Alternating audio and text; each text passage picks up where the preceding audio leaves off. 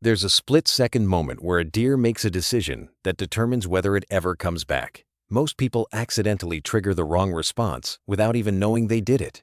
You've seen it. A deer freezes at the edge of your yard, head up, ears pushed forward to full alert, nostrils flaring as it reads the air. For a few long seconds, everything is completely still, a living statue at the boundary between the known and the unknown. And then either it steps into your yard and gradually relaxes into feeding posture, or it turns and disappears into the tree line in 3 strides. What happened in that moment? That pause wasn't random hesitation. The deer was running a calculated multi-sensory risk analysis. And the outcome of that analysis doesn't just determine whether it eats tonight. It determines your entire future relationship with that animal.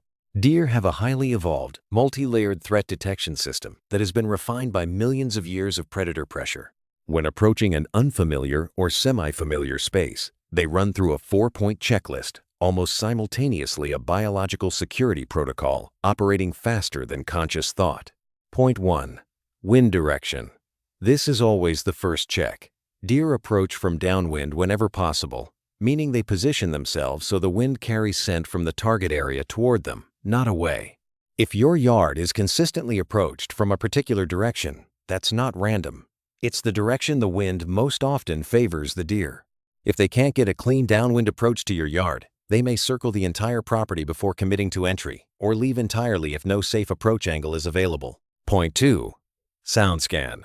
Before entering any space, deer conduct an extended audio sweep. They listen for irregular sounds, snapping twigs, human voices, the jingle of dog tags, anything that breaks the expected soundscape. Even low-volume music from an open window can delay or prevent approach. Deer build what researchers call an acoustic baseline. For familiar locations, a mental model of what the area sounds like when nothing is wrong. Any deviation from that baseline, no matter how small, triggers a pause and reassessment. Point 3. Visual sweep. Deer have a visual field of nearly 310 degrees, which means there's very little they can't see when their head is raised. They scan for silhouettes, for movement, and specifically for anything that has changed since their last visit. A new lawn chair that wasn't there yesterday. A garden bag left near the path they use. A child's bicycle parked in a new location. All of these trigger a pause. Deer are extremely sensitive to environmental change. Their safety assessment depends on the environment matching their stored memory of it. Point 4. Scent confirmation. If the first 3 checks pass, scent analysis finalizes the decision. Human scent isn't automatically a red flag deer in yards. With regular human presence, learn to associate specific human scent signatures with neutral or positive outcomes. What triggers retreat is elevated human scent combined with cortisol and stress hormones, which have a distinct chemical signature that prey animals across many species can detect. A calm human who has been consistently associated with this yard produces a different scent profile than a nervous or agitated one. Here are the 3 most common mistakes people make that destroy the safety signal at exactly the moment it's being evaluated. Mistake 1. Moving toward the window. When a deer is in its assessment, pause at the edge of the yard. Even seeing a human shapeshift position behind glass can trigger flight. This surprises people. The deer can see that you're inside. But deer vision is highly calibrated for motion detection.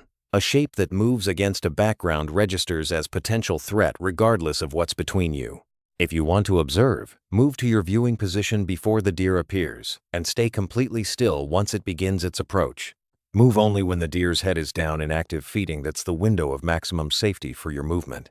Mistake 2. Making eye contact. Direct eye contact from a forward-facing creature is a threat signal hardwired into the neurological architecture of prey animals across virtually every species that has been studied. Predators approach face-on with forward-facing eyes fixed on their target. This is exactly the posture of human observation. If a deer looks at you, shift your gaze to a point slightly beside or above the animal. Never hold a direct stare back into its eyes. The difference between a deer that decides to stay and one that bolts can often be traced to this single behavioral cue.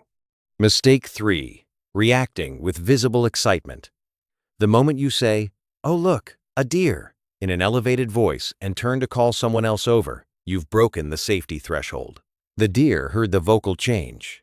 It registered the increased energy in your movements, even through the window glass. The assessment is over, and the result is a threat classification. Excitement generates the same physical markers as alarm, and alarm is contagious across species lines. Train yourself to go quieter, slower, and calmer the moment a deer appears the opposite of your instinctive response. Now that you understand the test and the common failure modes, here's how to consistently pass it. Stay low and slow. If you want to observe from inside, sit, don't stand. Lower silhouettes are significantly less threatening than standing human profiles. From the deer's perspective, a seated human figure against an interior background reads as far less predator-like than a standing one near a window.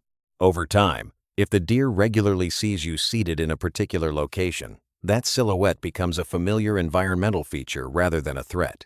Remove irregular scents before going outside. Don't apply perfume, cologne, or strongly scented products before entering the yard during peak deer activity periods. Your natural body scent, once the deer has encountered it across multiple positive visits, is actually reassuring it's a known entity. Strong artificial scents disrupt the deer's ability to run its standard identity check on you, forcing it to treat you as an unknown, which defaults to threat. Keep your yard's sound environment consistent. A yard that always sounds the same birds, wind, natural ambient noise at consistent levels becomes a trusted acoustic baseline. The more predictable your yard's soundscape, the faster deer learn to relax within it. If you want to go outside, move without changing the sound environment abruptly. Slow footsteps on known surfaces, minimal talking, no sudden door slams. Respect and maintain their approach corridors. Over time, you'll notice that deer consistently enter your yard from one or two specific points. These are their comfort lanes, approach angles they've assessed and found acceptable. Never stand in or block those entry points, even briefly. To a deer, a familiar approach corridor that now contains a human figure reads as a potential trap. Leave those paths open and unobstructed. How do you know when a deer has truly approved your yard? Not just tolerating it, but fully validated it as a safe, trusted space. These are the definitive behavioral markers. Head-down feeding for more than 5 consecutive minutes without a single head raise is the clearest indicator. Deer that feel uncertain feed in short bursts, raising their heads frequently to scan. A deer that keeps its head down for extended periods has classified the environment as safe and is allocating full attention to feeding rather than threat monitoring.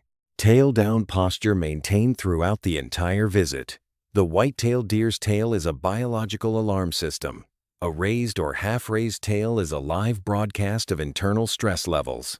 A fully hanging, relaxed tail from arrival to departure means the deer never entered an alert state during the visit. Feeding while facing away from your house. This is the most profound trust signal of all. Prey animals only expose their backs, their most vulnerable angle, to something they've assessed as non-threatening.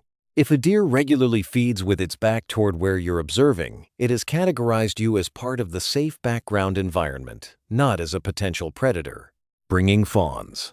A doe will only bring her young, the most precious and vulnerable individuals in her life, to spaces she has exhaustively vetted. If spotted fawns begin appearing in your yard, you have achieved something remarkable. You have passed every test a wild deer can administer. That is a relationship worth protecting with every behavioral choice you make. Most people never realize they're being evaluated every single time a deer enters their yard. Every visit is a test, and every test is an opportunity either to build or to damage a relationship built on wild trust. Now you know the evaluation criteria. You know the failure modes. And you know what passing looks like. Hit subscribe because the next video breaks down something even more surprising. What it actually means when a deer looks directly at you, and whether it's a sign of trust or a warning sign.